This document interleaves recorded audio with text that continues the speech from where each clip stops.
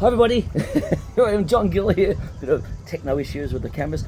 I'm here with Journey into Pickleball with the one and only, the great Mike Newell, an American living in Australia. Let's straighten this one up. American living in Australia, Mike. How you doing, John? Hiya, mate. We met last year at the Australian Champs and everything, and that's right. You've been a great host when I was there, and I know you looked after Riley Newman this year as well, and the teaching side of things. That's right. Tell me your journey. How did you start for you? I know you're a great tennis coach, and I've been coaching tennis for quite a long time. Yeah, ever since about 1992, and fell into pickleball about 2018 when I was over on Hilton Head Island, South Carolina, and happened to be doing some tennis work at Palmetto Dunes Tennis Center, which is a phenomenal tennis center, and had been newly named Tennis and Pickleball Center. So I kind of found out what pickleball was. And then I came back to Australia, not knowing that it was actually already on the Gold Coast of Australia where I lived. And I got involved, and it just has been a rocket ship, since there. It's been fantastic.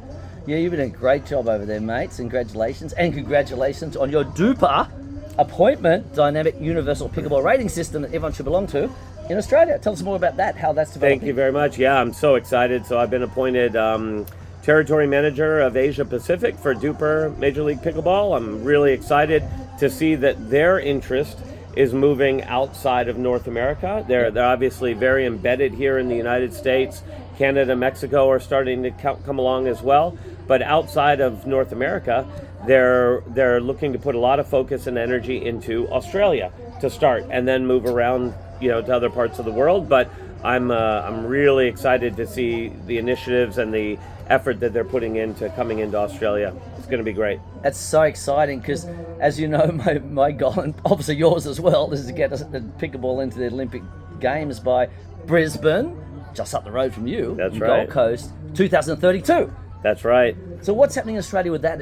I've been kind of talking about it for a while and that's what we can do, and what do you think in that aspect? Yeah, look, I know everybody wants it, and it's probably a little bit out of our hands. We need to really look to the international governing bodies to sort some politics out, and once that gets sorted and we have sort of one international governing body, I think it'll be a huge benefit for pickleball, and it will really help to move forward that push to maybe get pickleball into the 2032 Brisbane Games as a demonstration sport. But we really need to sort the international stuff out, and then just keep growing the game. Just keep getting the numbers up. The numbers will do a lot. More countries that join. We just need to really keep pumping pickleball throughout the world. Well, that's right. I mean, there's so many countries playing it, but what I also think the Olympic Committee need to realise, and I've said this in most of my interviews, is that there's a lot of college tennis players that have come to America and can represent Jay from France and a whole bunch of them, all that can actually represent their country. So it's not like it's just an American-dominated sport.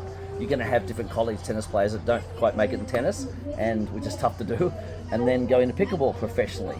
So do you think that's a kind of a chance of maybe hopefully accelerating a little bit to let the international community know? Yeah, absolutely.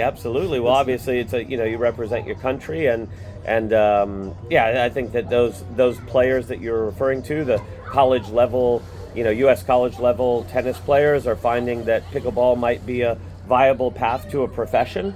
It's showing itself now as in that realm of making money at a very professional level when you get up to the top, and I'm assuming that the depth of the money will start to grow a little bit, so that you get more and more people that actually try and pursue this sport as a profession, and that a lot of tennis goes hand in hand with it, so that would be great. And then hopefully those tennis players that come to the U.S.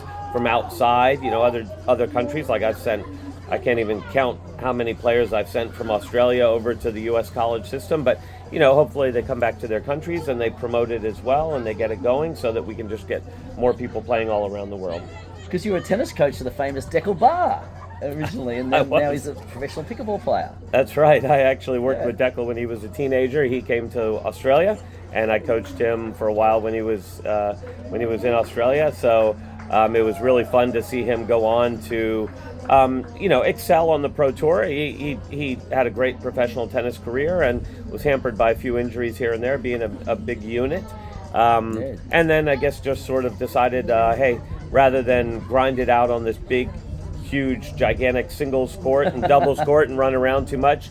Let's go for this little smaller court. And so he's really a double specialist, and he's doing fantastic. He's doing absolutely fantastic, and making a name for himself in pickleball. And it was great to catch up with him here at MLP San Clemente. Yeah. Yes, we're in San Clemente. So I actually live now in LA.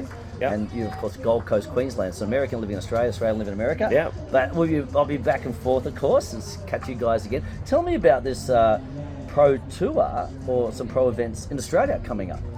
Yeah, well, it's very exciting. Kind of, Australia. I'm a little bit pleasantly surprised that there are pro money events coming into Australia right now.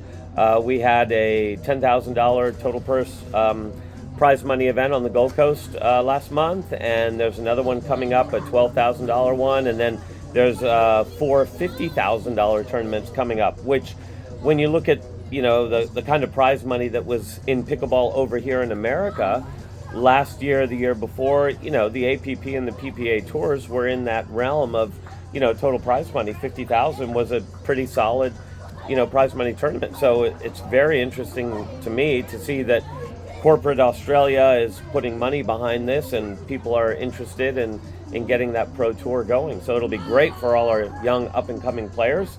Maybe a bit of pocket money to travel with, maybe to get over here to the PPA or the APP, or hopefully MLP someday. Yeah, definitely. I mean, there's so many great players here, and so many great players coming up through Australia. It's and around the world, but it's just going to take some time for the rest to catch up a little bit. But it's just such an amazing game, pickleball. It's just, there's nothing like it really. I mean, tennis. I love tennis and martial arts, of course, but there's so much fun and so much laugh in pickleball. And that's right. And I'm looking at it as also a way of bringing people together. I formed the Safe Foundation for the Prevention of Violence and Homelessness, being World Self-Defense Champion and teaching that for a long time. That's protecting people's in my blood, ingrained in me. And what worried me was when living here, coming here 25 years doing the tournaments, and I still saw homeless, but then living here full time since January 2020 was the homeless. So we don't really see that in Australia. I know there's a lot less people to worry about, but it's a pretty good health system, and if unemployed citizens, things like that. So my goal with the Safe Foundation is somewhere between LA and Las Vegas, a big block of land somewhere, to have a health and sport resort for the homeless. I'll teach them self-defense, of course, to empower them, and of course pickleball.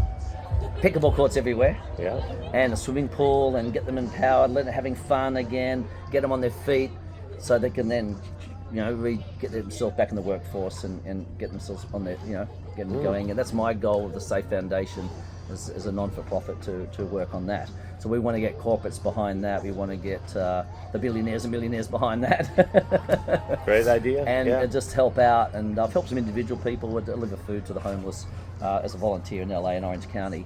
But I just see the bigger picture. And I said this on News Channel last year in Oregon about bringing pickleball as a sport that hopefully the Olympic dream definitely happens. And it will. It's just a matter of when. Hopefully Australia 2032. And we'll do our own demonstration in LA 2028, by the way, even if they don't have it officially. Well, we'll do our own to promote it. And then having it as the sport known to really bring people together and help the homeless. And of course, it's such a sport that it's just so much fun and easy to learn. It is. Great exercise, you have a laugh, you get endorphins. It's amazing. Easy to learn, safe, and it's incredible. So that's my goal with the Safe Foundation, is to do that, to really help the homeless and the vulnerable people and those having hardship, mental illness or financial, because also that's talking about financial. It's a cheap sport to play. It is, yeah. Nets, a couple $100. We got nets anywhere at public places. Paddles, anything from $50 to a couple $100. They don't need restrings like tennis rackets do. That's right.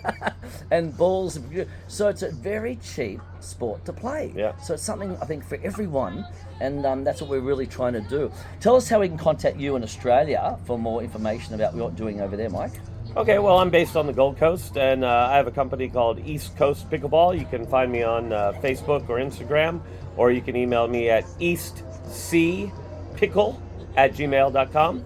And I'm constantly going to be floating around. I'll be at all the tournaments. I'll be promoting a lot of the duper clubs throughout Australia, individual memberships. getting out to start to promote some of the products like the Flex Leagues and the waterfall tournaments, which I know you've run as well, and try and get more duper activity in the country. We need more duper data to get those ratings a bit more accurate, and the more data we put in, the more accurate they get. So working with Pickleball Australia to try and get into some of the tournaments so that some of the data gets sent across to the